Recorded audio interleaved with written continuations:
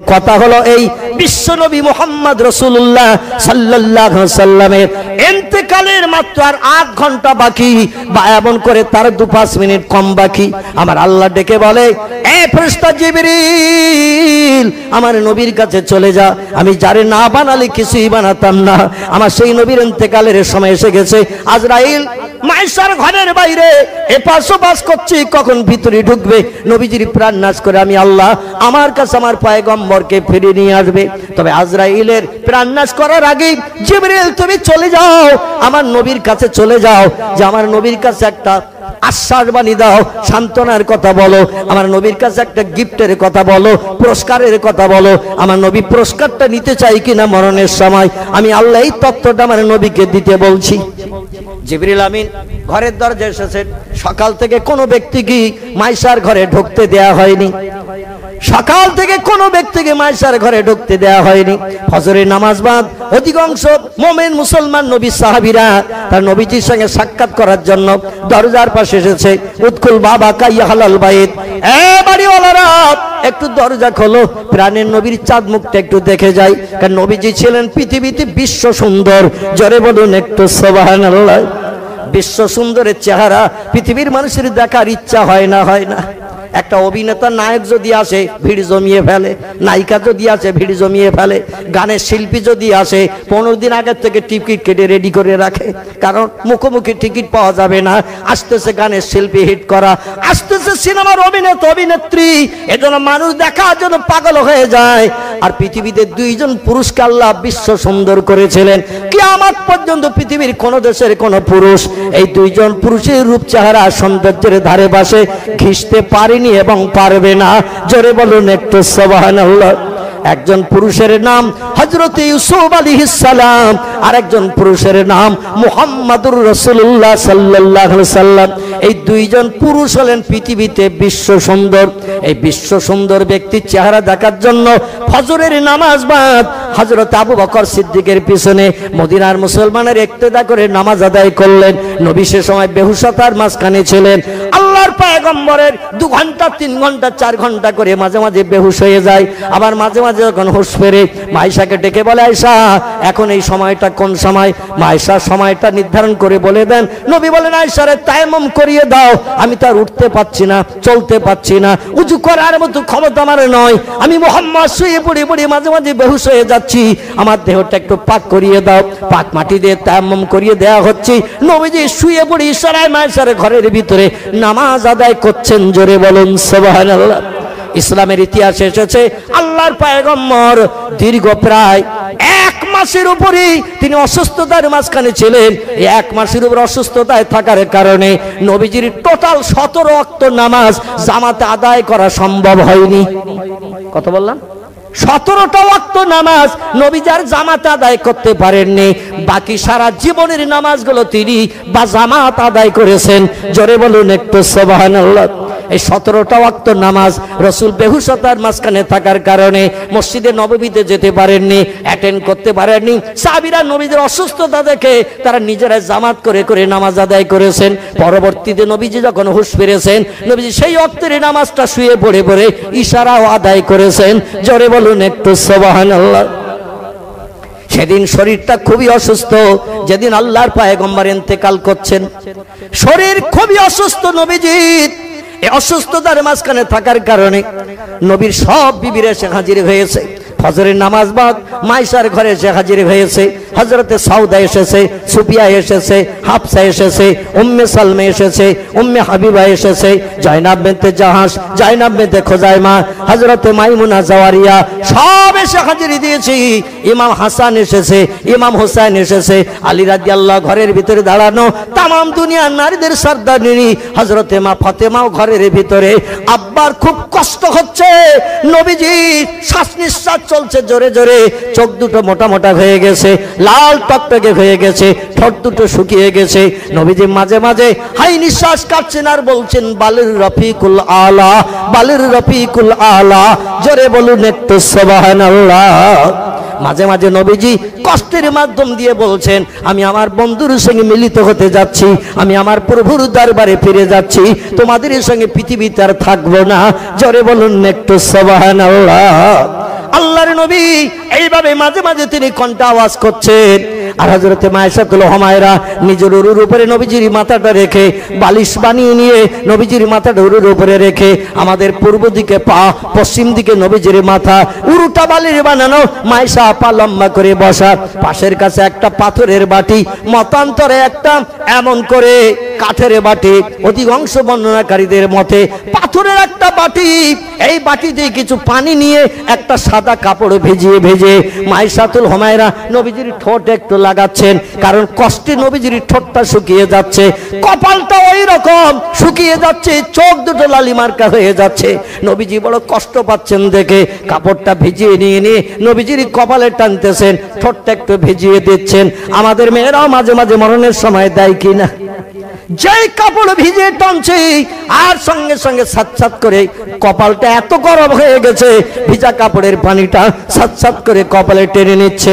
একটা শুকনো হাঁড়ি উনানে চাপিয়ে দিয়ে তলে আগুন দিয়ে যদি জ্বালানো হয়, 2-5 মিনিট হাঁড়িটা জ্বালানোর পরে উপর থেকে 2-1 ফোঁটা করে যদি পানি ছেড়ে দেওয়া হয়, সাত করে ওই পানিটা গরম হাঁড়িতে টেনে নেয় কিনা? নেবে না? নেবে না?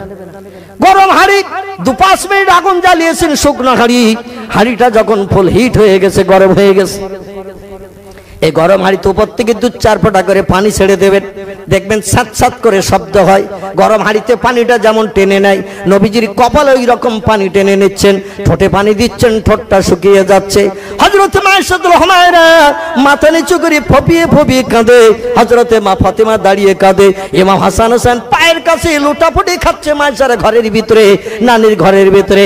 আলী রাদিয়াল্লাহু তাআলা তিনি মাথা নত করে ফপিয়ে ফপিয়ে কাঁদছেন, বাইরের কোনো মানুষের ঢোকার সুযোগ নাই। যারা আসছে দরজার মুখে, দরজা খুলে একটু নবীজির চাঁদমুখ দেখবো, নবীজির সঙ্গে সাক্ষাৎ করব। হযরতে মায়েশা ডেকে বললেন, ফাতেমা দরজার মুখে চলে যাও, যত মানুষ আজ ভিতরে ঢোকার অনুমতি চাইবে তুমি দরজার মুখে দাঁড়িয়ে বলে দেবে আমার আব্বা খুবই অসুস্থ, কথা বলার মতো পরিবেশ নাই, এজন্য আজকের কথা বলতে ভিতরে ঢুকতে দেওয়া হবে না, কারণ আপনারা ভিতরে ঢুকে ভালো মন্দ জিজ্ঞাসা করবেন, আমার আব্বা আরো বড় কষ্ট অনুভব করবে। আমরা চাইছা না আল্লাহর পয়গম্বর মুহাম্মদ রাসূলুল্লাহ কষ্টের মাঝখানে থাকুক। আপনারা আজকের ফিরে চলে যান, আগামী দিন ফজরের নামাজ বাদ আসবেন। আল্লাহ যদি রাতের বেলা পয়গম্বরকে সুস্থ করেন, আগামীকাল আপনাদের সঙ্গে পয়গম্বরের সাক্ষাতের সুযোগ হবে। জোরে বলুন একটু সুবহানাল্লাহ। মা ফাতেমা তত্ত্ব দিচ্ছেন মসজিদে নববীর মুসল্লিদের কাছে, আর মা ফাতেমার তত্ত্বটা শুনে তারা আর বাদ প্রতিবাদ করে না, কারণ তিনি হলেন তামাম দুনিয়ার নারীদের সরদারিনী, যার আমল কালাম দুনিয়ার সব মেয়েকে টপকিয়ে ফেলেছে। এই ফাতেমার কথার উপরে আর কেউ কোনো কথা বলে না, কারণ ফাতেমা যখন বলছে আব্বা অসুস্থ, তাহলে আমরা তো এই কথার মিথ্যা বলে সম্বোধন করতে পারি না, এমন অসুস্থ কথা বলার পরিবেশ নেই। ঘরে ঢুকলে আরো বেশি ব্যতিব্যস্ত হয়ে পড়বেন নবীজি, এই জন্য কেউ আর ঢুকতে যায় না, ফিরে চলে যাচ্ছে। কিছু সময় এইভাবে চলে গেল, মদিনার মুসলমানেরা মনে দুঃখ নিয়ে ফিরে গেল, আল্লাহ নবীকে সুস্থ করুক, রাতের বেলা আগামীকাল যেন সাক্ষাতের সুযোগ পাই। এমন সময় একজন ব্যক্তি এসে দরজার মুখে ডাকছেন, ইহালাল ভাই দুধ খুলবা বাকা, এ বাড়িওয়ালার একটু দরজা খোলো, আমি বহু দূর থেকে এসেছি, মদিনার মুসলমানদের মতো আমাকে যেন ফিরিয়ে দিও না। আল্লাহ নবী এই সময় ডেকে বলছেন, আল্লাহ যত কষ্ট পারেন আমি মুহাম্মদ আমাকে মরণের কষ্ট দিন, আমার উম্মতির মরণের সময় যেন কোনো কষ্ট দেবেন না। জোরে বলুন একটু সুবহান। মায়েশা ডুকরিয়ে কেঁদে উঠেছেন, স্বামীকে এভাবে উরুর উপরে নিয়ে মাথা নিয়ে হযরতে মায়েশা ডুকরে কেঁদে উঠেছেন। আল্লাহ রাসূল একটু পিটপিট করে চোখ আলগা করে তাকিয়ে বলো, মাপ কুকিয়া যাও জাতি, এ বিবি আয়েশা তুমি কাঁদছো কেন? আমার জীবনের শেষ সাইনের শেষ সময়, আমি আল্লাহর সঙ্গে মিলিত হতে যাচ্ছি, তুমি কাঁদছো কেন? তোমরা কাঁদলে আমি বেশি মুহাম্মদ রাসূলুল্লাহ কষ্ট পাবো, আল্লাহর দরবারে ফিরে যেতে আমি অসুবিধা বোধ করব, এই জন্য তোমরা কেঁদো না। হযরত আয়েশা বলেন, ইয়া জাওজি, আরে প্রাণের স্বামী, আপনার বর্তমান যে কষ্ট হচ্ছে, এই কষ্ট আমরা কেউ সহ্য করতে পারছি না, এরপরও আপনি আবার উম্মতদের কষ্ট কেন চেয়ে নিচ্ছেন? আপনার এই উম্মতের কষ্ট চেয়ে নেওয়াটা আমরা কেউ মানিয়ে নিতে পারছি না। প্রত্যেকটি মানুষ নিজের সুবিধার জন্য চিন্তা ভাবনা করে, আর এই অবস্থা আপনি উম্মতের কষ্ট কেন আল্লাহর কাছে চাইছেন? আল্লাহ যদি উম্মতের মরণের কষ্ট আপনার উপরে চাপান, তাহলে আপনার অবস্থা তো আরো কঠিন হবে, আর আমরা কি করে আপনার মুখের দিকে তাকিয়ে সেই কষ্ট দেখব? নবী বলে, আয়েশা রে তুমি জানো না, মরণের কষ্ট হলো মানুষের জন্য সব থেকে বড় ভয়ঙ্কর কষ্ট। এই মরণের কষ্টের সময় যদি কোনো ব্যক্তি ঈমান হারা হয়ে যায়, মরণের সময় কোনো ব্যক্তি যদি ঈমান হারা হয়ে যায়, হাসরের মাঠে আমি মুহাম্মদ রাসূলুল্লাহ এক শস্য দানা পরিমাণ উপকার করতে পারবো না। যদি কোনো ব্যক্তি ঈমান নিয়ে মৃত্যুবরণ করে, লা ইয়াদখুলুল জান্নাহ, আমি মুহাম্মদ তত সময় পর্যন্ত বেহেশতে ঢুকবো না যত সময় না পর্যন্ত ওই লোকটাকে আল্লাহর জান্নাতে আগে না ঢোকাবো। জোরে বলুন একটু সুবহানাল্লাহ। আমার উম্মতের মরণের সময় যদি কষ্ট হয়, আর কষ্টে পড়ে আমার উম্মতিরা যদি বেঈমান হয়ে মারা যায়, হাসরে আমি তাদের উপকারের দায়িত্ব পালন করতে পারবো না। এজন্য আমার উম্মতির মরণের কষ্টটা আমি এই জন্য চেয়ে নিচ্ছি। আমার উম্মতিরা কষ্ট থেকে যদি লাঘব হয়ে মৃত্যুবরণ করতে পারে, অন্তত ঈমানটা নিয়ে মৃত্যুবরণ করতে পারবে, হাসরে তাদের মুখে হাসি ফোটানোর দায়িত্ব আমি পালন করতে পারবো। আমি হলাম সাইয়্যিদুল আম্বিয়া, আমি হলাম রাহমাতাল লিল আলামিন, আমি হলাম শাফিউল মুজনাবিন, আমি হলাম খাতামান নবীন। আমার পরে আর কোন পয়গম্বর পৃথিবীতে আসবে না যে তিনি পৃথিবীর মানুষের ভবিষ্যতে কল্যাণের দায়িত্ব পালন করবে। সব দায়িত্ব আল্লাহ আমারই কাঁধে চাপিয়েছে। জোরে বলুন একটু সুবহানাল্লাহ, নারে তাকবীর। এই জন্য আমি আমার উম্মতের মরণের কষ্ট চেয়ে নিচ্ছে, এতে কোনো দুঃখ বোধ করো না, এতে কোনো তুমি হাউতাস করো না, এতে কিছু মনে করিও না। মাইশা বলছে, নবীজি আপনার অবস্থার দিকে আমরা তো সহ্য করতে পারি না, এই অবস্থার কত সময় থাকবে? রাসূল বলছেন, খুব বেশি সময় তোমাদের অপেক্ষা করতে হবে না, আল্লাহ তার দরবারে আমাকে ডেকে নেবেন। ঠিক এইরকম একটা মুহূর্তে, এইরকম সময়ে হযরতে জিবরিল আমিন আলাইহিস সালাম নবীজির বিবি আয়েশার ঘরের দরজায় এসে হাজিরি দিয়েছে। এসে সালাম দিচ্ছেন, আসসালামু আলাইকুম ইয়া আহলাল বাইত, এ বাড়িওয়ালারা সালাম গ্রহণ করো। উদখুল বাবাকা, একটু দরজা খোলো, আমাকে একটু ভিতরে ঢোকার সুযোগ করো। মাইশা ডেকে বলছেন, ফাতেমা আবার কোন দেহাতি মুসলমান এসেছে? তোমার বাবার উম্মত এসেছে, বাবার সাহাবী এসেছে, তাই দরজা খুলতে বলছে। একটু দিয়ে দরজার মুখে বলে দাও যে আমার আব্বার শরীর অসুস্থ, খুব কষ্ট পাচ্ছে, কথা বলতে পারছে না। আজকের কারোর জন্য দরজা খোলা হয় না, আপনার জন্য হবে না। ইজহাব এলাল বাইত, চলে যান, বাড়িতে চলে যান। রাতের বেলা যদি আল্লাহ আমার আব্বাকে সুস্থ করান, আগামীকাল ফজরের নামাজ বাদ আসবে, আগামীকাল সকালে আসবে, আমার বাবার সঙ্গে সাক্ষাতের সুযোগ করে দেয়া হবে। আজকের কারো কোনো সুযোগ হবে না। হযরতে আয়েশা ফাতেমাকে ডেকে বললেন, পূর্বে যে সমস্ত মানুষদের তুমি ফিরিয়ে দিয়ে দিয়েছো, এ লোকটাকে ওইভাবে বলে ফিরিয়ে দিয়ে দাও। আমরা মেয়েরা অধিকাংশ সব ঘরের ভিতরে, নবীজির অধিকাংশ বিবিরা সব ঘরের ভিতরে। হযরতে হাফসা রয়েছে, উম্মে সালমা রয়েছে, উম্মে হাবিবা রয়েছে, জায়নাব বিনতে জাহাশ আছে, জায়নাব বিনতে খুজাইমা আছে, সাউদা আছে, সুফিয়া আছে, মাইমুনা আছে, জাওয়ারিয়া আছে, মারিয়া আছে। আমরা সব মেয়েরা এখানে আছি, নবীর বিবিরা আছি, আর একজন পুরুষ বেটা ছেলে ঢুকবে, আমাদের বড় অসুবিধা দেখা দেবে। এই জন্য লোকটাকে বলে দাও আজকের ঢোকা হবে না। মাইশা যেই বলতে গেল দরজার দিকে, ঘরে ঢোকা হবে না।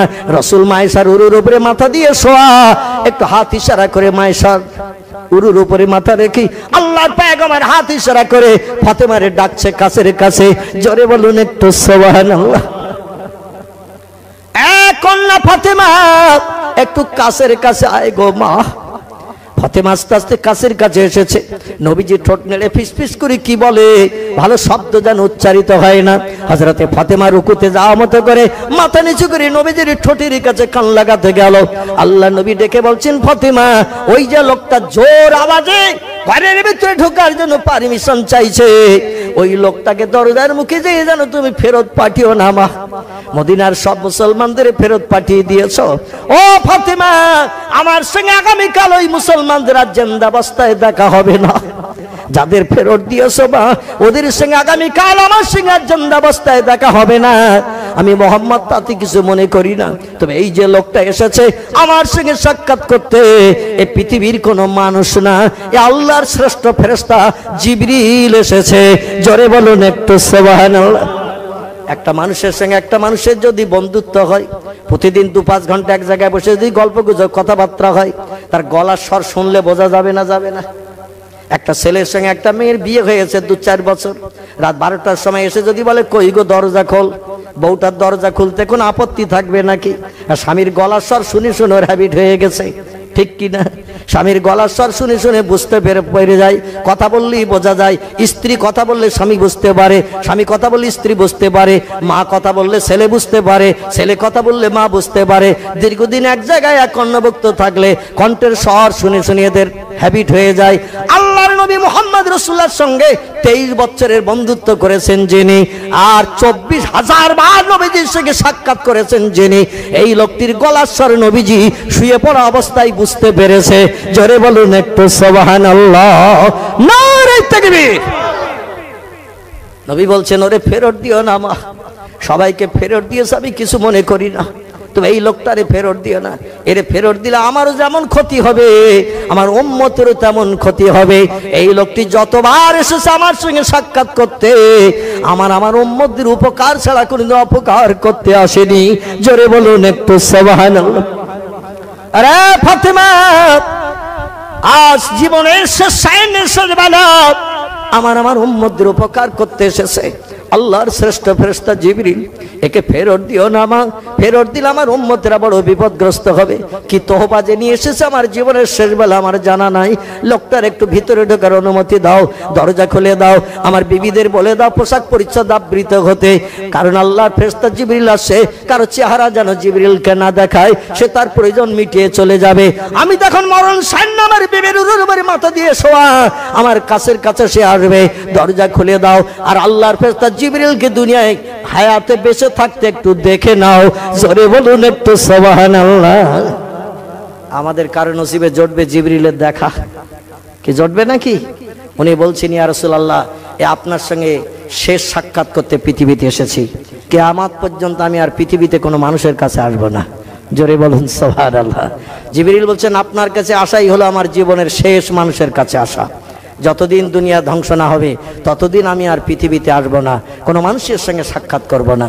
নবী বলছেন, তাহলে আমি বিদায় নেব বলে তুমিও বিদায় নেবে, আমার উম্মতের কোনো উপকার তুমি আর করবে না, দুনিয়ায় তুমি আর আসবে না। জিবরিল বলেন, ইয়া রাসূলুল্লাহ, আসবো না এমন কথা নয়, আসবো আমি 10টা বার। কবার? হাদিস শরীফে নবীজি তথ্য দিয়েছেন, জিবরিল আমার ইন্তেকালের পরে পৃথিবীতে 10টা বার মাত্র আসবে, যতদিন দুনিয়া ধ্বংস না হবে এর ভিতরে 10টা বার জিবরিল আসবে। নবী বলছেন, 10টা বার এসে আমার উম্মতদের কি কি উপকার করবে বলো। জিবরিল বলে, ইয়া রাসূলুল্লাহ, একটা উপকার করতে আপনার উম্মতদের আমি আসবো না, যে উপকার আপনার হায়াতের জিন্দেগিতে হয়ে গেছে, আমি আগামীতে আপনার ইন্তেকালের পরে 10টা বার আসবো, মাঝে মাঝে ফাঁকা দিয়ে দিই, এসে এক একটা নেয়ামত আমি আল্লাহর দরবারে উঠিয়ে নিয়ে যাব। আপনার উম্মতের কাছ থেকে তওবা গিফট গুলো সব তুলে তুলে নিয়ে যাব, উম্মতের কোনো উপকার করতে আসবো না, এবং এক একটা জিনিস উঠিয়ে নিয়ে গেলে আপনার উম্মতরা সেই নেয়ামত থেকে বঞ্চিত হবে। জোরে বলুন একটু আমিন। নবী বলে, জিবরিল, তাহলে তুমি এসেছো আজ শেষ সাক্ষাৎ করতে? জিবরিল বলে, না আমি ইয়া রাসূলুল্লাহ। মা ফাতেমা অনুমতি দিলেন, দরজা খুলে দিলেন, জিবরিল ভিতরে ঢুকে গেল। নবীদের মাথার পাশেই নামাজ হালাতে হাঁটু দুটো লম্বা করে হাত দুখানা হাঁটুর উপরে দিই, আমরা 2 রাকাত নামাজ পাঠ করে বৈঠক করে তাশাহুদ পড়ি যখন, আত্তাহিয়াতু লিল্লাহি ওয়াস সালাতু ওয়াত তাইয়্যিবাত, আসসালামু আলাইকা আইয়ুহান নাবিয়্যু ওয়া রাহমাতুল্লাহি ওয়া বারাকাতুহু, আসসালামু আলাইনা ওয়া আলা ইবাদিল্লাহিস সালিহিন, আশহাদু আল্লা ইলাহা ইল্লাল্লাহ ওয়া আশহাদু আন্না মুহাম্মাদান আবদুহু ওয়া রাসূলুহু। 2 রাকাত নামাজ পড়ে আমরা বৈঠকে যে তাশাহুদ পাঠ করি, হাঁটুর উপরে দুখানা হাত দিয়ে ওই রকম তাশাহুদ পড়া মতো করি। নবীদের শিয়রের ধারে মাথার পাশে বসে গেল, নবীর সব বিবিরা পর্দা পুশিদায় চুপ করে সাইডে রয়ে গেল। হযরত মায়েশা পর্দার মাথার কাপড় টেনে দিয়ে পর্দা করে চুপ করে বসে রয়েছেন। মায়েশার উরুর উপরে নবীজি মাথা দিয়ে তখন শোয়া, আর নবীজির মাথার পাশে বসে জিবরিল। জিবরিল বসে আবার হাত দুটো আস্তে আস্তে নবীজির হাতের দিকে লম্বা করে দিয়েছেন। আল্লাহ নবী জিবরিলের হাত দুটো দেখে আস্তে আস্তে জিবরিলের হাতে হাত লাগিয়েছেন, মুসাফা করে নিয়ে একে অপরের জন্য দোয়া কামনা করলেন। ইয়াগফিরুল্লাহু লানা ওয়া লাকুম আইয়াকুম। জোরে বলুন একটু আল্লাহু আকবার। একে অপরের জন্য দোয়া কামনা করে নিয়ে নিলেন। এই দোয়া কামনা করে নেওয়ার পরে এবার দেখা গেল কি জানেন, আল্লাহর পয়গম্বর বলছে, মাহালুকা মাখবারকি ইয়া আখি জিবরিল, আল্লাহর ফেরেশতা জিবরিল, আজকের কি খবর নিয়ে কি হালাত নিয়ে আপনি এসেছেন আমার কাছে, একটু তত্ত্ব দেন, শুনে খুশি হই। জিবরিল আমিন বলছেন, ইয়া রাসূলুল্লাহ, আমি আল্লাহর তরফ থেকে একটা খবর নিয়ে আপনাকে জানাতে এসেছি। নবী বলছেন, কি খবর বলো না? বলে, খবর হলো এই, আল্লাহ পাক আমাকে দিয়ে খবর দিয়ে পাঠিয়েছেন, জানিয়ে দিয়েছেন আমার পয়গম্বর মুহাম্মদ রাসূলুল্লাহ সাল্লাল্লাহু আলাইহি সাল্লামের কবরটা আমার আরশের ডান পাশে করা হবে। আল্লাহ খবর দিয়ে পাঠিয়েছেন। আমার হাবিবের কাছে যে বলো, আমি আল্লাহ পাক আমার হাবিবের ইন্তেকালের পরে আমার রহমতের ফেরেশতাদের দিয়ে তার লাশ মোবারকখানা ওই মায়েশার ঘরের থেকে উঠিয়ে নি আমার আরশের ডান পাশে আমার নবীর কবরটা আমি করব। জোরে বলুন একটু সুবহানাল্লাহ। আমি পূর্বে যেখানে বসে বসে বিশ্ব পরিচালনা করেছি, বর্তমানে করছি, ভবিষ্যতেও করব, সেটির নাম হলো আমার আরশ পাক। আরশ মোয়াল্লা আরশ করছি, আমার আল্লাহ সব থেকে সুন্দর করে বানিয়েছেন। এত সুন্দর পেলে আল্লাহর কিছুই বানায়নি। নবীজি মেরাজ শরীফে যে আমার আল্লাহর আরশ পাক দেখে জান্নাত দেখে পৃথিবীতে ফিরে এসে সাহাবীদের বললেন, সাহাবীরা আমার বাস্তব চোখে দেখা দুটি সুন্দর প্লেজের নাম কি বলবো? এত সুন্দর প্লেজ, এত সুন্দর বিল্ডিং, এত সুন্দর গার্ডেন বাগান আমি মুহাম্মদ আমার জীবনের কোথাও দেখার সুযোগ পাইনি। জোরে বলুন একটু সুবহানাল্লাহ। সাহাবীরা বলে, না আমি আর রাসূলুল্লাহ, আমাদের নসিবে দেখা জুটবে কিনা জানি না, তবে আপনার মুখে গল্প শুনে আমরা একটু কলিজা ঠান্ডা করি। আপনি যে দুটি সুন্দর প্লেস বিল্ডিং দেখেছেন, এত সুন্দর বিল্ডিং, কারুকার্য খচিত নকশা, আর জীবনে কোথাও কোনো জায়গায় দেখার সুযোগ পাননি, একটু গল্প করুন, আমরা শুনে খুশি হই, কারণ আপনি জীবনে মিথ্যা কথা বলেন না। জোরে বলুন একটু সুবহানাল্লাহ। নবী বলছেন, সাহাবীরা প্রথম নম্বরের প্লেস হলো আল্লাহর আরশ পাক আরশ করছে। আমি 27 বছরের লম্বা মেয়াদ আল্লাহকে সামনে নিয়ে সে আরশ পাকে বসে বসে আমার আল্লাহর সঙ্গে গল্প করেছিলাম। আর মাঝে মাঝে ওই ঘরের চতুর্দিকে তাকিয়ে তাকিয়ে দেখেছিলাম এত সুন্দর কারুকার্য খচিত নকশা, এত সুন্দর সৌন্দর্যমণ্ডিত প্লেস, এত সুন্দর দামি দামি জিনিস সেখানে লাগানো রয়েছে। এমন সুন্দর প্লেস, এমন সুন্দর বাড়ি আমি রাসূল আমার জীবনের কোথাও দেখার সুযোগ পাইনি। জোরে বলুন একটু সুবহানাল্লাহ, নারে তাকবীর। সাহাবীরা বলে, ইয়া রাসূলুল্লাহ, 2 নম্বরের প্লেস সবথেকে ভালো কোথায় দেখেছেন?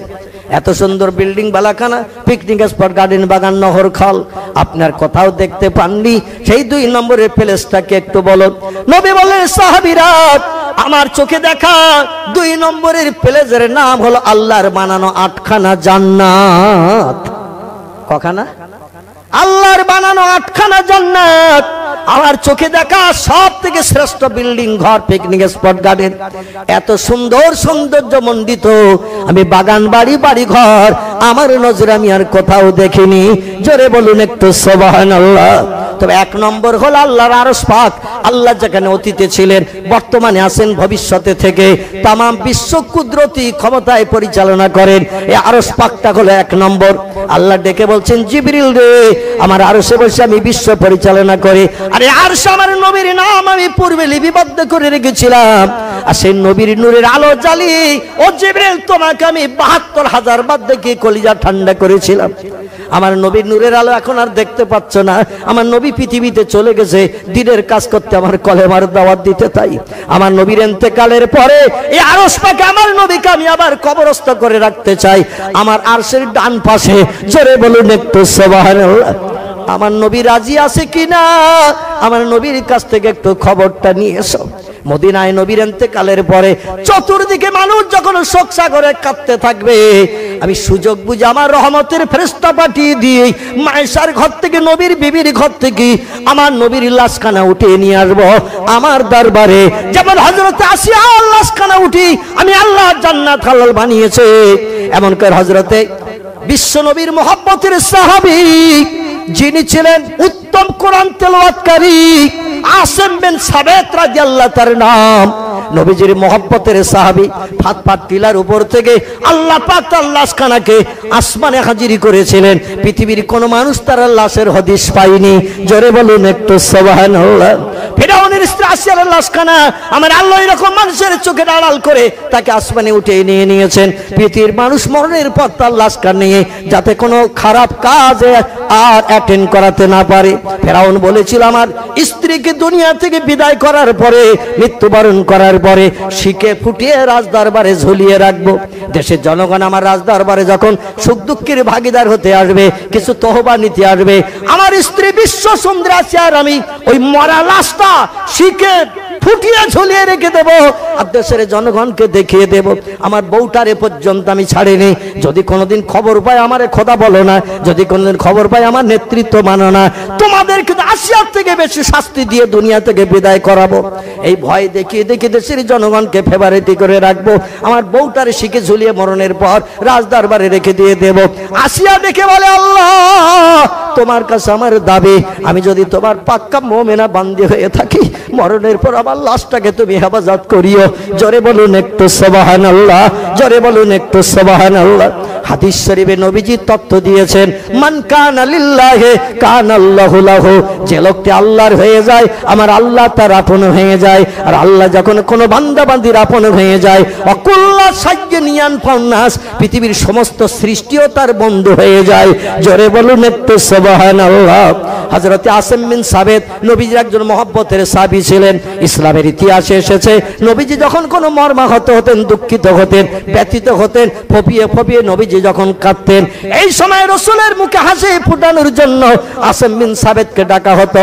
ও বাবা আসিম বিন সাবিত তুমি কোথায় আছো বাবা, একটু চলে এসো আমার কাছে, আমি মুহাম্মদ খুব চিন্তাযুক্ত মর্মাহত ব্যথিত, এসে একটু তুমি কোরআন তেলাওয়াত করো বাবা, তোমার কণ্ঠের কোরআন তেলাওয়াত শুনলে আমার দুনিয়ার সব দুঃখ নিবারণ হয়ে যায়। চিল্লায় বলুন একটু সুবহানাল্লাহ। সাহাবীদের ভিতরেই হযরত আসিম বিন সাবিতের কণ্ঠটা ছিল খুব সুন্দর, যেমন নবী দাউদ আলাইহিস সালামের কণ্ঠ ছিল খুব সুন্দর, আসিম বিন সাবিতের কণ্ঠটা খুব সুন্দর ছিল। ইনি কোরআন তেলাওয়াত করলে নবীজি আনন্দে আত্মহারা হয়ে যেতেন, এত মধুর স্বরে তিনি কোরআন শরীফ তেলাওয়াত করতেন। এই লোকটাকে ফাতফাত টিলার উপরে মক্কার মুশরিকেরা তীর মেরে মেরে প্রাণ নাশ করে দিয়েছিল। আসিম বিন সাবিত দেখে বলে আল্লাহ আমি খবর শুনলাম মক্কার সালাফা বিনতে জাহাজ আমার এই মাথাটার দাম দিয়েছে 100 উট এবং 100 সোনার মোহর, তাই দেশের মানুষেরা পুরস্কারের লোভে আমারে নিয়ে প্রাণনাশ করে মাথাটা কেটে নিয়ে যাবে, আমার কলিজাটা বার করে নিয়ে যাবে, আমার গুপ্তাঙ্গটা কেটে নিয়ে যাবে, আর সালাফা বিনতে জাহাজের হাতে দেবে, আর আমার মাথার খুলিতে মদ ঢেলে পান করবে, আমার কলিজাটা চিবাবে, গুপ্তাঙ্গটা চিবিয়ে চিবিয়ে খাবে। এরকম তত্ত্ব শুনেছি। আল্লাহ আমি যদি তোমার ইমানদার বান্দা হয়ে থাকি, নবীর সাহাবী যদি আমি হয়ে থাকি, মরণের পর আমার লাশটার তুমি হেফাজত করিও। জোরে বলুন একটু সুবহানাল্লাহ।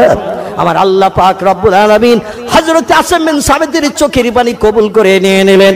প্রথম দিলেন কি জানেন, ইসলামের ইতিহাসে এসেছে এরা এবার যেই পড়ে গেল পাহাড়ের উপরে, 72টার উপরে তীর তার গায়ে ফুটে রক্ত শূন্য হয়ে দরদর করে রক্ত ঝরে ঢলে পড়ে গেল তিনি, আর শত্রুরা তরবারি নিয়ে তীর বল্লম নিয়ে পাহাড়ের উপরে উঠতে গেল। আল্লাহ প্রথম ডেকে বলে ভমরা বেলতুব বলতা এ মৌপকার দল কে কোথায় আসিস চলে আয়, আমার বান্দা আসিমের লাশটা একটু চাক বেঁধে নে। জোরে বলুন একটু সুবহানাল্লাহ। ভমরারে ডাক দেয়া হলো, বলতারে ডাক দেয়া হলো, মৌপকারে ডাক দেয়া হলো, আর কথাই ছিল ওয়াইন মিন শাইইন ইল্লা ইউসাব্বিহু বিহামদিহি, আল্লাহ যদি কাউরে ডাকে আল্লাহর ডাক শুনতে কেউ কি আপত্তি করে নাকি? আল্লাহ বলছেন আমার যত সৃষ্টি আছে ডাকলে সৃষ্টি আমার ডাকে সাড়া দেয়, মানুষকে শুধু শ্রেষ্ঠ বানিয়েছি তাই মানুষ আমার ডাকে সাড়া দেয় না। জোরে বলুন একটু নাউজুবিল্লাহ। মুয়াজ্জিন প্রতিদিন 5 বার করে মাইকে ডাকতেছে আমার আল্লাহর সঙ্গে বন্ধুত্ব করার জন্য, আল্লাহর সঙ্গে সম্পর্ক গাঢ়তর করার জন্য। যে মুসল্লি সেই মুসল্লি এখন আর বাড়তেছে নাকি? পূর্ণ মুসল্লি যদি জামাতে অ্যাটেন্ড না করে মুয়াজ্জিন ইমামের একাই নামাজ পড়তে হবে, নতুন মুসল্লি আর খুঁজে পাওয়া যায় না। হাইয়া আলাস সালাত হাইয়া আলাল ফালাহ আস-সালাতু খায়রুম মিনান নাওম। জোরে বলুন একটু আল্লাহু আকবার। মুয়াজ্জিন আযান দিল, হাইয়া আলাস সালাহ নামাজের জন্য ধাবিত হও, হাইয়া আলাল ফালাহ ওই নামাজের ভিতরে তোমাদের কল্যাণ আছে, উপকার আছে। আসসালাতু খায়রুম মিনান নাওম তোমাদের শান্তির ঘুমের বিছানা, বিবি বাচ্চার মায়া থেকে মসজিদে জামাতে অ্যাটেন্ড করা ফজরে ভালো। জোরে বলুন একটু আমিন। আজান ধ্বনির আওয়াজ তুলেছিলেন যিনি মেরাজের রজনীতে, তিনি হলেন হযরত জিবরিল আমিন। বাইতুল মুকাদ্দাসে আজান ধ্বনি দিয়েছিল। পরবর্তীতে নামাজ যখন ফরজ হয়ে গেল তখন মুসলমানেরা ওই আজান ধ্বনি শুরু করেছিল। জোরে বলুন একটু সুবহানাল্লাহ, নারে তাকবীর। দেখা গেল কি আমার আল্লাহ পাক মৌপকা বলতা ভেমরুলদের ডাক দিল, টোটাল লাশটা চাক বেঁধে নিল। এবার শত্রুরা যেই মাথা কাটতে গেল ফাতফাত টিলার উপরে, আর বলতা ভেমরুল মৌপকা সব সেকে ধরেছে মক্কার 400 মুশরিক শত্রুদের। কষা কষা 400 এই 400 মুশরিক শত্রুদের সেকে ধরেছে, ইনজেকশন দিচ্ছে, পাছার আল ফুটিয়ে দিচ্ছে।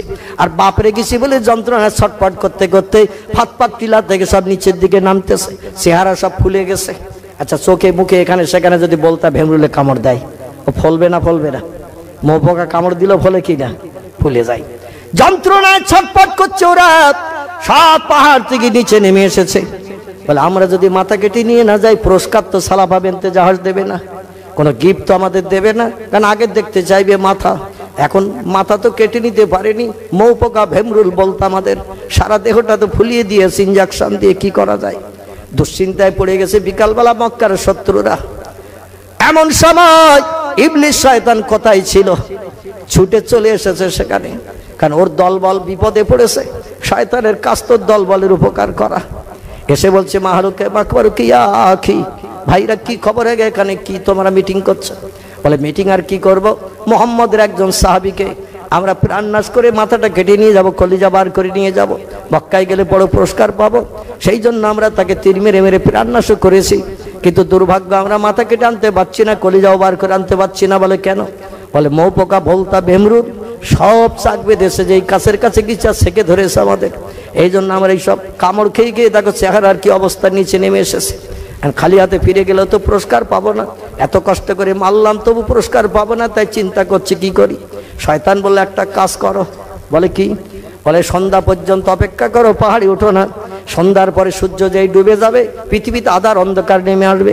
অন্ধকার নেমে আসলে মৌপকার ওড়ে না, বলতা ওড়ে না, ভেমরুল ওড়ে না, আর অন্ধকারে উড়ে কাউকে দেখতেও পাবে না, কামড়াতে পারবে না। সন্ধ্যার পরে অন্ধকার হয়ে গেলে পাহাড়ের মাথায় উঠবে তোমরা, উঠে তোমরা মাথা কাটবে, তোমরা কলিজা ফাড়বে, ও পোকা সাইডে চলে যাবে, একটা উড়বে না, কামড় দেবে না। আরে সাদ্দাকতে ইয়া কি সত্যি তোর মগজে মাল আস? আচ্ছা, শয়তানের মগজে মাল আসে না? নাই, আছে কি না? শয়তানের মগজে কিন্তু অনেক জ্ঞান। এ ফেরেশতাদের সামনে নিয়ে বসিয়ে ওয়াজ করতো, যে সময় আল্লাহ লানাত পাইনি, সোনার চেয়ারে বসে বসে বেহেশতের ভিতরে লক্ষ লক্ষ ফেরেশতাদের থবা নিয়ে দিত ওয়াজ করে। আল্লাহর মগজে খুব বেশি বেশি জ্ঞান দিয়েছিলেন। এই শয়তান ইবলিস যুক্তি দিল, ওরা অপেক্ষা করলো সন্ধ্যা পর্যন্ত। সন্ধ্যার পরে পাহাড়ের মাথায় ঠেলে উঠবো, আর মৌপকা উঠবে না, বলতা ভেমরুল উঠবে না, সাইটে সরিয়ে দিলেও কিছু বলবে না, আমার ইচ্ছা মতো কাজ করে নিয়ে আসতে পারবো। সন্ধ্যা যেই হয়ে আসছে, ঘন ঘটা সন্ধ্যা হয়ে আসছে, সূর্য পশ্চিম আকাশে ডুবতে যাচ্ছে। আল্লাহ ডেকে বলে মিকাইল, আমার ফেরেশতা মিকাইল রে, আমি মেঘ গুড়িয়ে জমাট বাঁধিয়ে তোর পানি বর্ষণের দায়িত্ব দিয়েছি। ইসরাফিলকে আমি আল্লাহ কোহে কাফির গুহার ভিতরে বসিয়ে রেখেছি, সিংহায় ফুৎকার করিয়ে দুনিয়া ধ্বংস করার জন্য। আজরাইলকে দায়িত্ব দিয়েছি চাবি মোড়া দিয়ে প্রাণনাশ করি বিবি বাচ্চাকে বিধবা এতিম বানানোর জন্য। আর জিবরিলকে দায়িত্ব দিয়েছি আসমানে ওহী নিয়ে আমার পয়গম্বরদের কাছে পৌঁছে দেওয়ার জন্য, আসমানি কিতাবগুলো পয়গম্বরদের কাছে দেওয়ার জন্য জিবরিলকে আমি দায়িত্ব দিয়েছি। হযরতে খিজিরকে দায়িত্ব দিয়েছি পানি পরিচালনা করে পানি সৃষ্টিগুলোকে এমন করে জলপথে পরিচালনা করার জন্য। আমি এক একজনকে এক একটা দায়িত্ব দিয়ে রেখেছি। হযরত মালিককে দায়িত্ব দিয়েছি জাহান্নামের দরজা লকআপ করে আসামিদের শাস্তি দেওয়ার জন্য। মুনকির নকিরকে দায়িত্ব দিয়েছি কবরে জিন্দা করে প্রশ্ন করার জন্য। আমি রুমাতকে দায়িত্ব দিয়েছি কবরে আমলনামাটা কাপড়ের কাপড়ে লিপিবদ্ধ করে বগল দাবায় পুরে দেওয়ার জন্য। এক একটা ফেরেশতাকে এক এক রকম দায়িত্ব দিয়ে রেখেছি। এ মিকাইল, মেঘ উড়িয়ে নিয়ে ফাতফাত টিলার উপরে জমাট বাঁধা আর ঝমঝম করে পানি বর্ষণ করে দে। এত পানি বর্ষণ করাবি মক্কার 470 জন কেউ পাহাড়ের বাইরে দাঁড়িয়ে থাকতে না পারে। ওরা পানির প্রখর তোড়ে যেন পাহাড়ের গুহার ভিতরে ঢুকে যায়। এত ঠান্ডা বরফ মার্কা পানি বর্ষণ হলো, শত্রুরা ঠান্ডা পানিতে দাঁড়িয়ে থাকতে পারলো না, গায়ে যেন বিষ পড়া ঝাল পড়া মতো হতে লাগলো ঝড়ে। ওরা সব পাহাড়ের গুহার ভিতরে ঢুকে গেল। আল্লাহ কিছু সময় পানি দিলেন, আর পাহাড়ের মাথা থেকে পানির স্রোতে আসেম বিন সাবেতের লাশটা ভাসিয়ে নিয়ে আল্লাহ কোথায় হাজির করেছেন আজ পর্যন্ত ইতিহাসে তার কোনো খবর হয়নি। জোরে বলা যাবে কি সুবহানাল্লাহ, নারে তাকবীর। ইসলামের ইতিহাসে তার কবর কোথায়, কোনো খোঁজ নাই। আল্লাহ সরাসরি পানিতে ভাসিয়ে তাকে আসমানে উঠিয়ে জান্নাতি বানিয়ে রেখেছেন। জোরে বলুন সুবহান। আল্লাহ ডেকে বললেন জিবরিল, আমার নবীরও কবর হবে আমার আরশের ডান পাশে। আমার রহমতের ফেরেশতাদের দিয়ে আমার নবীর লাশটা উঠিয়ে নিয়ে আসবো। পূর্বে আমার নবী ছিলেন যে আরশে, আমি পরবর্তীতে আমার নবীকে রাখতে চাই সে আরশ পাকে। এজন্য আমার নবীর মতামতটা একটু শুনিয়ে এসো। জিবরিল বলে, ইয়া রাসূলুল্লাহ, আল্লাহ পাক একটা খবর দিতে পাঠিয়েছেন, শেষ খবর। আমি আর আসবো না আপনার ইন্তেকালের আগে। এই হলো আপনার সঙ্গে দুনিয়া আমার শেষ দেখা। নবী বলছেন, কতবার তোমার সঙ্গে আমার সাক্ষাৎ হলো বলো? জিবরিল বলছেন, ইয়া রাসূলুল্লাহ, এক এক করতে করতে আপনার সঙ্গে আমার সাক্ষাৎ হয়েছে 24,000 বার। কতবার? 24,000 বার আপনার সঙ্গে আমি সাক্ষাৎ করেছি, আপনার মুখে হাসি ফুটাতে, উপকার করতে। নবী যে এই সাক্ষাৎ শেষ, নবী বললেন, এখন এই সাক্ষাতে কি তথ্য নিয়ে এসেছে? বলে, এই তথ্য আপনার ইন্তেকালের পরে চতুর্দিকে কান্নার রোল চলবে, যখন আল্লাহ রহমতের ফেরেশতা দিয়ে আপনার বিবাহের ঘর থেকে আপনার লাশ উঠিয়ে নি আরশের ডান পাশে কবরস্থ করে রাখবেন। এটা আল্লাহ পরিকল্পনা আমাকে পাঠিয়ে দিয়েছেন আপনার মতামতটা জানতে। নবী বলছেন, জিবরিল, ভালো জায়গা আমি মেরাজের রজনীতে দেখেছি, কম বেশি 27 বছরের লম্বা মেয়াদ আল্লাহকে সামনে নিয়ে আরশ পাকে বসে গল্প করেছি। আরশ পাকের কারুকার্য খচিত নকশা সুন্দর পেলে আমি বাস্তব চোখে দেখেছি। ভালো জায়গায় কবর হোক কে না চায়, আমার কবর ভালো জায়গায় হবে। আল্লাহ শ্রেষ্ঠ সৃষ্টি, আরশ কুরসিতে আমার কবর হবে। ভালো জায়গায় কবর হোক কে না চায়। এ জিবরিল, তবে তোমার কাছে আমার একটা জিজ্ঞাসা। জিবরিল বলে, মাশাআল্লাহ ইয়া রাসূলুল্লাহ, জিজ্ঞাসা কি একটু বলুন। নবী বলছেন, জিজ্ঞাসা হলো এই, আমার কবর হবে আল্লাহর আরশের ডান পাশে, আর আমার উম্মতদের কবর কোথায় হবে আমার ইন্তেকালের পরে? একটু তথ্য দাও, শুনে খুশি হই। জিবরিল বলে, ইয়া রাসূলুল্লাহ, ইয়া হাবিবাল্লাহ, এ হুজুর, আমি আল্লাহর কাছ থেকে যে খবরটা পাই সেটা পয়গম্বরদের কাছে বলি। কোন বাড়তি প্রশ্ন করলে আমি সে উত্তর দিতে পারি না, কারণ উত্তর যদি ভুলভাল হয় তাহলে আমার আল্লাহর কাছে মাথা নত করতে হবে, বেয়াদবি হবে। এই জন্য তথ্য আমার জানা নাই। আপনার ইন্তেকালের পরে আপনার উম্মতদের কবর কোথায় হবে আমি ও তথ্য দিতে পারবো না। নবী বললেন, তাহলে তথ্য কোথায় পাবো? যত সময় তত্ত্ব না দেবে তত সময় তোমার প্রশ্নের উত্তরে আমি মুহাম্মদ রাসূলুল্লাহ রাজি হব না। জিবরিল বলে, নবীজি, তাহলে একটু অপেক্ষা করুন, আপনার বিবির উরুর উপরে মাথা দিয়ে শুয়ে আছেন, এভাবে একটু অপেক্ষা করুন, আমি একটু বাইরে বেরিয়ে যাই।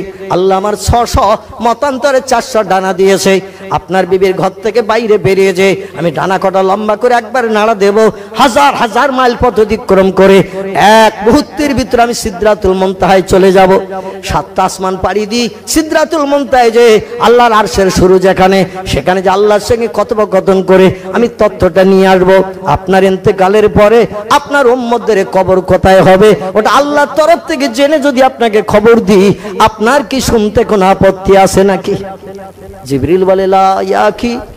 জিবরিল বলছে, ইয়া রাসূলুল্লাহ, একটুখানি অপেক্ষা করুন, আমি খবরটা নিয়ে আসি। নবী বললেন, এ জিবরিল, তুমি তো যাবে বাইরে বেরিয়ে, তবে একটু আগে বললে আরেকজন ফেরেশতা নাকি এদিক ওদিকে ছটফট করছে। আমি বললাম, কে সে? তুমি তো বললে সে হলো আজরাইল। মানে তুমি বেরিয়ে যাবে, আজরাইল ভিতরে ঢুকবে, আর আজরাইল ভিতরে ঢুকে চাবি মোড়া দিয়ে আমার তো প্রাণ নাশ করবে, জীবন নাশ করবে। তুমি আল্লাহর কাছে খবর নিয়ে এসে তো দেখবে আমি ইন্তেকাল করেছি, তাহলে আমার খবরটা তুমি কি করে দেবে? জিবরিল বলে, ইয়া রাসূলুল্লাহ, আমি বাইরে বেরিয়ে আজরাইলকে বলে যাব, আমি যত সময় দ্বিতীয়বার ফিরে না আসবো তত সময় আয়েশার ঘরে তুমি ঢুকতে পারবে না। সব ফেরেশতাদের থেকে আমার মর্যাদা বেশি, এজন্য আমার হুকুমের খেলাফ কোনো ফেরেশতা করে না। জোরে বলুন একটু সুবহানাল্লাহ। আমি বাইরে বেরিয়ে আজরাইলকে বলে যাব, আমি দ্বিতীয়বার ফিরে না আসা পর্যন্ত যত ব্যস্ততায় থাকো না কেন তুমি ভিতরে ঢুকতে পারবে না। জিবরিল আমিন ঘর থেকে বাইরে বেরিয়েছেন। আজরাইল বলে, আল্লাহর ফেরেশতা জিবরিল গো, তোমার কাজ মিটে গেছে কিনা বলো, সময় আর হাতে বাকি নেই, কারণ নির্দিষ্ট সময়ে কাজ করতে হবে। আল্লাহ তো কোরআনে তত্ত্ব দিয়েছেন, ফাইজা জা আজালুহুম লা ইস্তাখিরুনা সাআতাহু ওয়া লা ইস্তাকদিমুন। 1 সেকেন্ড আগে 1 সেকেন্ড পরে কারো প্রাণ নাশ করা হবে না। যার তকদিরে যেটা আমি লিপিবদ্ধ করেছি সেটাই তার নসিবে জুটবে। জোরে বলুন একটু সুবহানাল্লাহ। অতএব আজকের মুহাম্মদ রাসূলুল্লাহ প্রাণ নাশ করতে যে টাইম যদি ওলট পালট হয়ে যায়, আল্লাহর কাছে আমি কৈফিয়ত দিতে পারবো না। আল্লাহ তো বড় ব্যস্ততার মাঝখানে রয়েছেন, তার পয়গম্বরকে কাছে পাবেন বলে সময় লেট করলে আল্লাহর কাছে কৈফিয়ত দিতে হবে।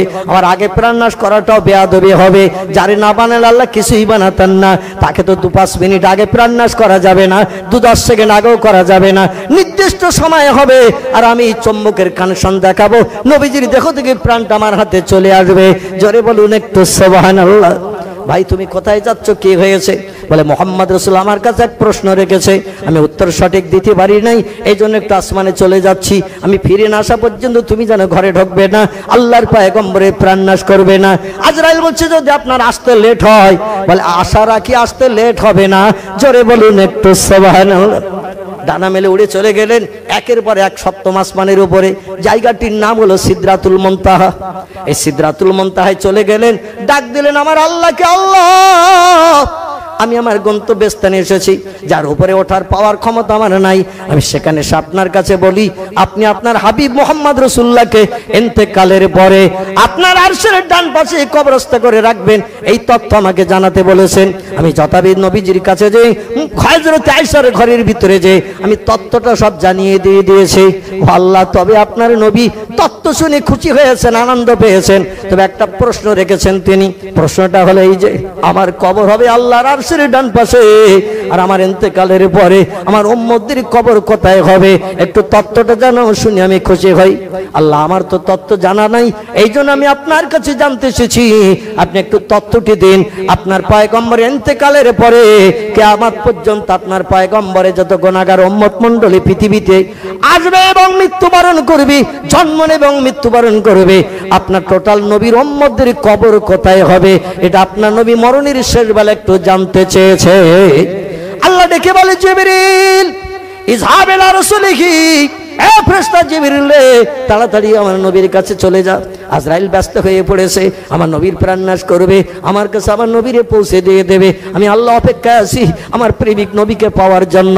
জিবরিল তাড়াতাড়ি করে যা, আমার নবীর কাছে যে খবরটা দিয়ে দে, আমার নবীর কবর হবে আমার আরশের ডান পাশে, আর আমার নবীর টোটাল উম্মতদের কবর হবে পৃথিবীর মাটির নিচে। নবীর যত উম্মত পৃথিবীতে জন্ম নেবে, আমার নবীর নেতৃত্ব মানবে, আমার কথাগুলো শুনে দুনিয়ায় যারা বাস্তব জীবনের উদ্যান করে আমল করবে, সকলের কবর হবে পৃথিবীর মাটির নিচে, আর আমার নবীর কবরটা হবে কেবল আমার আরশের ডান পাশে। জোরে বলুন একটু সুবহানাল্লাহ। হযরত জিবরিল আমিন তথ্য নিয়ে যখন তিনি চলে আসলেন, হুজুরের খবর দেন, তথ্য নিয়ে যখন তিনি চলে আসলেন, আসার পরে দরজার মুখে আসলেন, সালাম দিলেন। নবী বলছেন ফাতেমা রে তাড়াতাড়ি আবার দরজাটা খুলে দাও। সেই আগন্তুক এসেছে যে আমার প্রশ্নের প্রতি উত্তর দিতে পারেনি, আবার উত্তরটা নিয়ে এসেছে, তাড়াতাড়ি দরজা খুলে দাও। মা ফাতেমা দরজা খুলে দিলেন, বলেন উদকুল বাবাকা ইয়া কি জিবরিল, আল্লাহর ফেরেশতা জিবরিল রে আপনি আসুন, আপনার জন্য দরজা খোলা। জোরে বলুন একটু সুবহানাল্লাহ। নবীজি ভিতরে ঢুকে গেলেন, আল্লাহর পয়গম্বরের মাথার পাশে জিবরিল এসেছে, আবার পূর্বের মতো নামাজি হালাতে বসে আবার হাতে হাত লাগিয়ে মুসাফা করলেন, দোয়া কামনা করলেন। দোয়া কামনা করে বলছেন ইয়া রাসূলুল্লাহ, হে ইয়া হাবিবাল্লাহ, হুজুর আল্লাহ পাকের তরফ থেকে খবর নিয়ে এসেছি, আপনার কবর হবে সৃষ্টির শ্রেষ্ঠ আপনি, ওয়া ইন্নাকা লাআলা খুলুকিন আযীম, আল্লাহ সমস্ত সৃষ্টির ভিতরে আপনাকে শ্রেষ্ঠত্বের মর্যাদা দিয়েছেন, তাই শ্রেষ্ঠ সৃষ্টির মর্যাদা দিতে আল্লাহ তার আরশের ডান পাশে আপনাকে কবরস্থ করে রাখবেন, এটা পরিকল্পনা নিয়েছেন। রহমতে ফেরেশতারা চলে আসবে, আপনার বিবির ঘর থেকে আপনার লাশটা উঠিয়ে নিয়ে যাবে। পূর্বে যেমন বান্দা বান্দীদের লাশ আল্লাহ উঠিয়ে নিয়েছেন, আপনাকেও তেমন উঠিয়ে নিয়ে যাবেন। আর আপনার ইন্তেকালের পরে কিয়ামত পর্যন্ত আপনার যত উম্মত মৃত্যুবরণ করবে, সকলের কবর হবে এই পৃথিবীর মাটির নিচে। নবীজি তত্ত্ব শুনে একটু ফপিয়ে কাঁদলেন। জিবরিল বলছে ইয়া রাসূলুল্লাহ, আপনার জন্য ভালো শুভবার্তা আশ্বাস বানিয়ে এনেছি, এতে আপনি ফপিয়ে কেন কাঁদছেন? নবী বলেন জিবরিল রে তুমি আল্লাহর কাছে যে খবরটা পৌঁছে দাও, আমি মুহাম্মদ রাসূল আরশের ডান পাশে ভালো জায়গায় কবরস্থ হয়ে থাকতে চাই না, আমি সেখানে কবরস্থ হয়ে থাকতে চাই না। জিবরিল বলে ইয়া রাসূলুল্লাহ, ভালো জায়গার কথা শুনলে কেউ তো বঞ্চিত হতে চায় না, সবাই তো চায় ভালো ঘরে থাকবো, ভালো মন্দ খাবো, ভালো বিবি নেবো, ভালো সংসার যাপনে সুখ ভোগ করবো, আপনি কেন আরশের ডান পাশে কবরস্থ হতে চাইছেন না? নবী বলছেন আমার উম্মতেরা থাকবে যেখানে, আমি কিয়ামত পর্যন্ত মাটির নিচে কবরস্থ হয়ে থাকতে চাই, সেখানে আমি আরশে থাকবো না। জোরে বলুন একটু সুবহানাল্লাহ, নারে তাকবীর। তাহলে আমাদের নবী আমাদের ভালোবাসতেন কিনা, আমাদের চিন্তা করতেন কিনা? পৃথিবীতে বহু নেতা এসেছে, ধর্ম নেতা এসেছে, কোন নেতা তাম পৃথিবীর মানুষের চিন্তা করেছে? চাচা আপন পরাণ বাঁচা, যার চিন্তা সেই কর, তোর চিন্তা তুই কর। এটা পৃথিবীর অধিকাংশ ধর্মীয় নেতাদের চিন্তা। আমরা পৃথিবীতে শ্রেষ্ঠ নেতা পেয়েছি, ধর্মীয় নেতা, যিনি হলেন মুহাম্মাদুর রাসূলুল্লাহ সাল্লাল্লাহু আলাইহি সাল্লাম। পৃথিবীতে আর যত ধর্মীয় নেতা আছে, রামকৃষ্ণ পরমহংসদেব, বুদ্ধদেব, চৈতন্যদেব, গুরু নানক, মহাবীর, আচার্য কেশবচন্দ্র, মোজেস, যিশু, এমন করে সক্রেটিস, বালক ব্রহ্মচারী থেকে শুরু করে সব নিজের চিন্তা করেছে, কেবল উম্মতের চিন্তা করেছেন মুহাম্মাদুর রাসূলুল্লাহ সাল্লাল্লাহু আলাইহি সাল্লাম। তিনি বললেন, আমি আরশের ডান পাশে কবরস্থ হয়ে থাকতে চাই না, আমার উম্মতেরা থাকবে যেখানে, আমি মুহাম্মদ রাসূলুল্লাহ কিয়ামত পর্যন্ত কবরস্থ হয়ে থাকতে চাই সেখানে।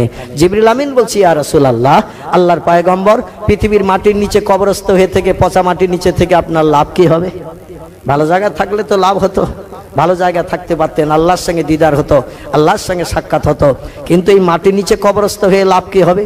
নবী বললেন, কিয়ামত পর্যন্ত আল্লাহ আমাকে হায়াতুন নবী, জিন্দা নবী করে কবরে রাখবেন। শুধু মানুষের চোখের আড়াল হয়ে আমি কবরস্থ হব, হওয়ার পরে আল্লাহ আমাকে জিন্দা করবেন। আর জিন্দা অবস্থায় কিয়ামত পর্যন্ত কবরের ভিতরে থাকবো, মানে আমার উম্মতদের বিপদ মুসিবতের খবর নিতে থাকবো। জোরে বলুন একটু সুবহানাল্লাহ, আলহামদুলিল্লাহ। একটু উচ্চ রবে তাকবীর ধ্বনি দেন, নারে তাকবীর।